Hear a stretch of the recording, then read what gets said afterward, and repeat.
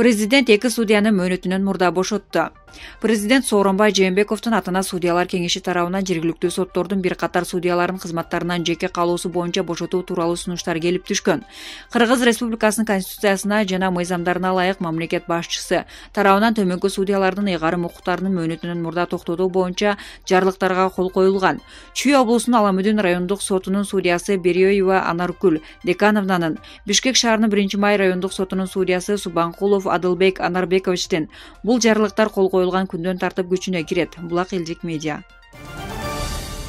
Ошто калпак кийген прокурор жазаланды. Ош шаарынын прокурору Кубат Абдраимов өчпө сотко кызматтык форма менен калпак кийгендиги үчүн жазаланды. Бул тууралуу башкы прокуратура билдирген. Маалыматка ылайык Кубат Абдраимов сөгүш алып айлыгына кошулган сый акчадан айрылды.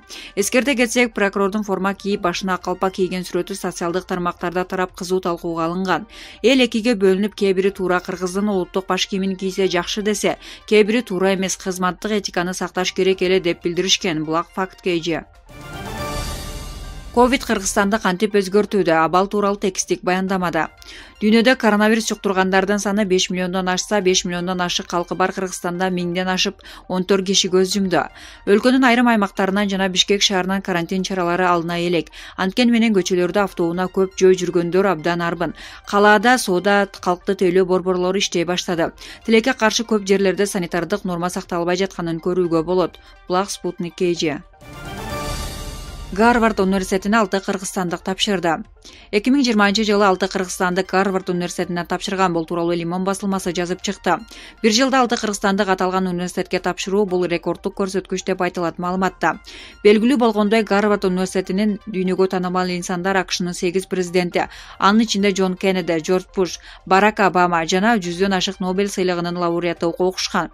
Фейсбуктун негиздөөчүсү Марк Цукерберг жана планетанын эң бай адамы Билл Хейстин да университет менен байланышы бар айтылган.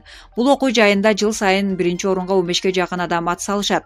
Биздин мекендештерибиздин да ушундай абройлуу жогорку окуу жайлардын бүтүрүүчүлөрү болуп, билимин өсүп келе жаткан муунга өткөрүп бергендиги бизди абдан кубандырат деп айтылат маалыматта. Булак Кадам медиа. Жогорку кеңештин төрагасы Абылгазиевке вирустун экинчи толкунуна даяр турууну эскертти. Төрага Кыргызстандын саламаттык сактоо жана экономика тармагы кандай кыйынчылыктарга дуушар болгонун белгилеген. Жогорку кеңештин спикери Дастан Жумабеков премьер-министр Мухаммедкалый Абылгазиевке коронавирус инфекциясынын экинчи толкунуна даяр турууну айтты. Бул тууралуу жогорку кеңештин маалымат кызматы кабарлады. Билдирмеге ылайык мындай пикирин спикер жогорку кеңештин кечеги 21-майдагы жыйынында билдирген. Төрага Кыргызстандын саламаттык сактоо жана экономика тармагы кандай кыйынчылыктарга дуушар болгонун эскерткен. Жумабековдун айтымында күз айында COVID-19 жайылып кетүү коркунучуна каршы туруу үчүн бюджеттен каражат кароо керек. Буга чейин Дүйнөлүк саламаттык сактоо уюмунун өкүлү пандемиянын экинчи толкуну болушу ыктымал экенин болжолдогон. Кыргызстанда коронавирус жалпы 1350 адамга жукту, анын ичинен 949 бейтап айыкса, 14 киши каза болгон. Булак Спутник KG. Камчыбек Ташиевдин уулу футбол боюнча Италия чемпиондугуна чакырылды. Мурдагы саясатчы Камчыбек Ташиевдин уулу Эмирхан Кадыршаев Италиянын Перучча футболдук клубунун жаштар курамасында ойноого чакыруу алды. Бул тууралуу Камчыбек Ташиев өзүнүн социалдык тармактагы жеке баракчасына жазып калдырган. Бир аз кубанычымды бөлүшкүм келди. Уулум Эмирханга Италиянын Перучча командасына ойноого расмий чакыруу келди. Перучча командасы Италия чемпиондугунун Б сериясында ойнойт.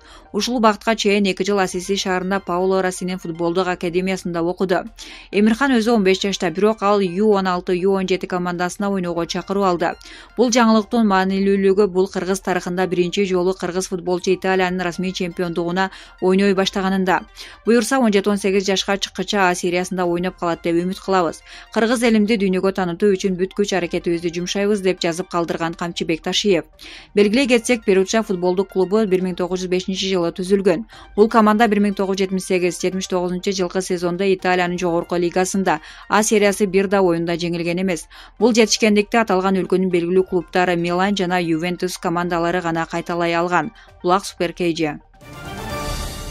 Ар бир жаран ыңгайлуу болгон калкты тейлөө борборуна кайрыла алат. Жаңы иштелип чыккан мыйзам боюнча ар бир жаран жашаган жеринин каттоосуна карабастан жүргөн жериндеги калкты тейлөө эжелерине жана унаа мамлекеттик ишканасына кайрылса болот. Бул тууралуу бүгүн 22 майда мамлекеттик каттоо кызматынын төрагасы Акын Мамбеталиев онлайн маалымат жыйынында билдирди. Мурда жарандар катталган аймагына тиешелүү калкты тейлөө эжелерине барат эле. Учурдагы абалды эске алуу менен аймак аралык принцип деген жаңы тартипке ылайык жарандарга ушундай жеңилдиктер берилди. Ошондуктан кече 21 майда Бишкек шаарында биздин жайларда кезек күткөндөрдүн саны көп болду дейт мамлекеттик каттоо кызматынын төрагасы Булак Супер KG.